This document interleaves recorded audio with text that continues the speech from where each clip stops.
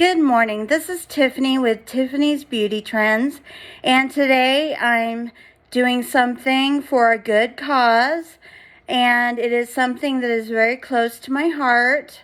My mother did not die of breast cancer, but she was still fighting breast cancer when she died. So here's to you, Mom. I used a lot of Jeffree Star up in the above area. I didn't know how I was going to get through this. Anyway, I used Jeffree Star up here, 3 different colors, and they were all perfect. And I used Artist Couture to line my eyes, which actually look more lined with mascara now. And I used a dose of color. I don't know what the color is, but it is the closest approximation I could come to pink. So, again, here's to you, Mom. And here's to everyone that may be just getting diagnosed, who has been making the fight, has been doing chemo and radiation, and gosh knows how many times they go through the same routine, and then they get remission. Thank God for remission. And don't we hope that every remission is a complete and total remission? Sometimes it's not. So we pray for those people who have lost the initial fight and have begun a secondary fight. Sometimes they have a lot of strength, the strength that they had in their initial fight, and sometimes they're just plumb worn out. I mean, they just can't see going through all of that just to get this kind of result again, only to prolong your life for a certain finite number of years. And it's hard on children. I mean, as a child, my mom's cancer is one of the rarest forms. It's called cystosarcoma phallodes, and it's mostly in Turkey and Egypt. So I'm not sure why. That's where the highest percentage is.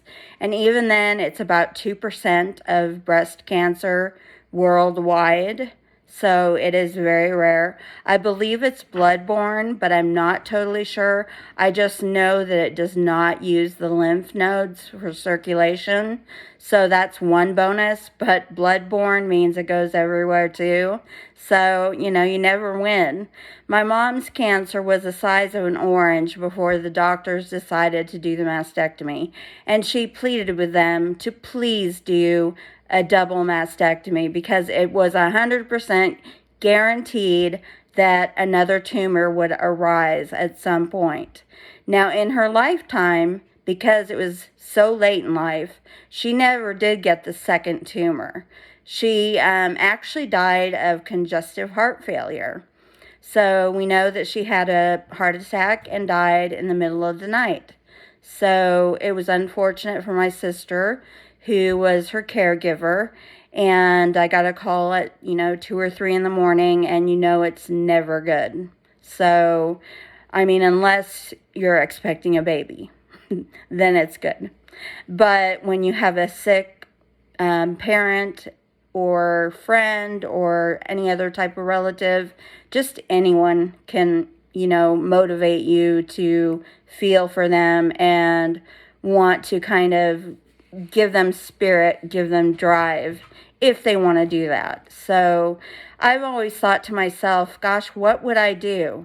I would probably fight it for my family. And I think that's what a lot of women do.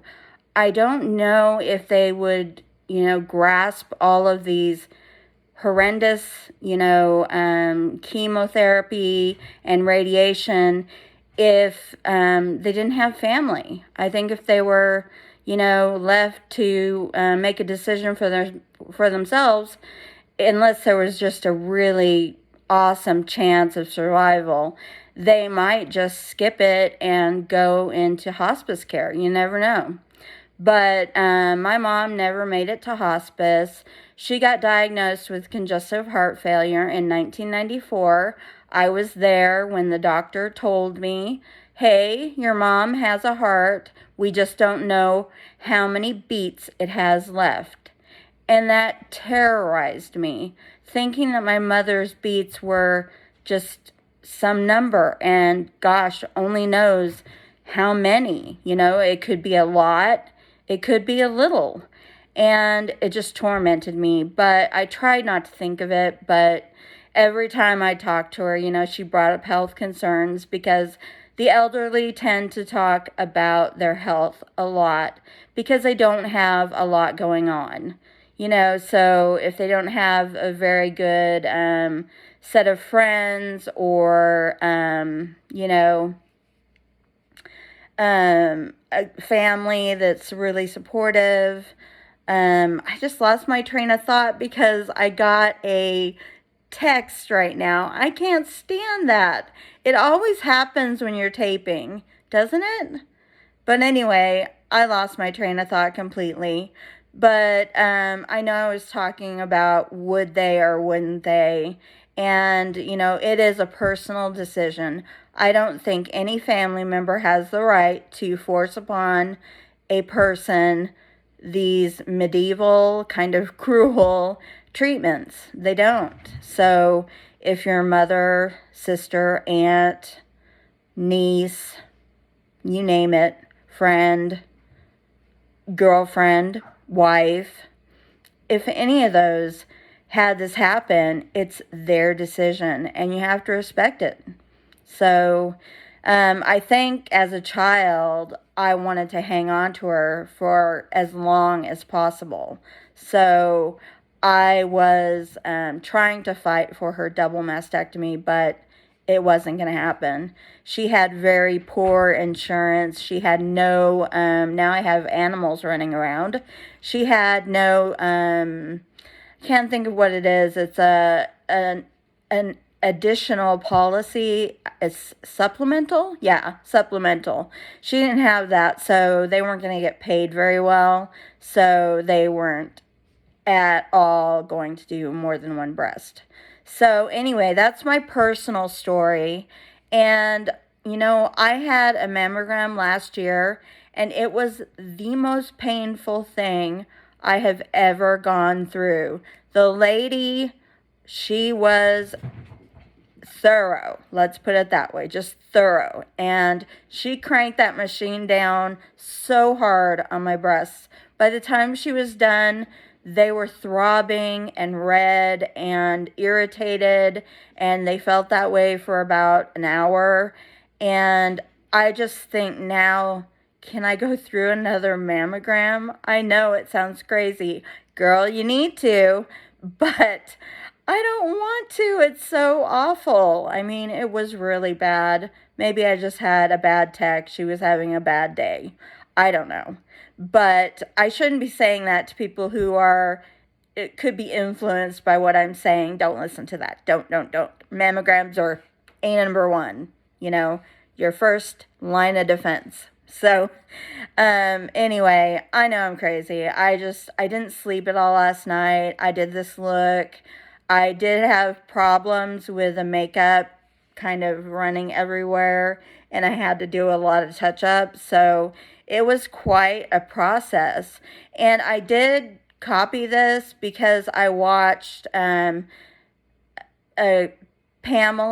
do it. She's granny makeup over 65.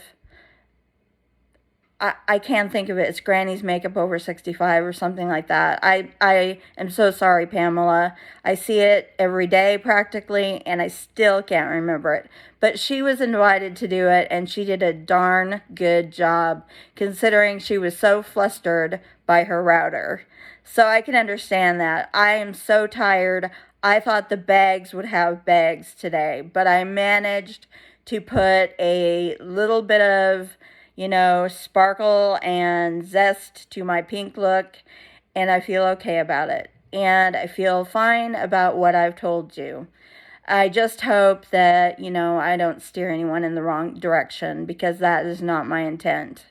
So, love people, love everyone you come in contact with to some extent, just give freely that love, and it comes back to you in spades. It always does. It may not come back from that same person, but it comes back in a different way from a different person probably. But I find friendship to be one of the most enriching parts of my 50s. I've learned how to make friends, and it's a great feeling, and I am voracious about it. Just ask Lulu Love if you need to know how voracious I am at trying to get the deets on talking to you or texting. I won't give up. I love her. So anyway, I know this is a tangent, but if you haven't watched Lulu Love, it's Lulu Love. Please check her out. She's so motivating. She's so captivating. She's funny. She's, real. She's just a human like the rest of us. And she has a lot of really simple yet brilliant things to say. So listen to her. Try her out. She's doing a 7-day challenge right now. I dare ya. So anyway, I'm going to end right now. I just want to say that my heart is full of love for every person who's been touched by breast cancer. Okay, that'll cover a great deal of people. Thank you for listening. I love you so much. Mwah. Bye.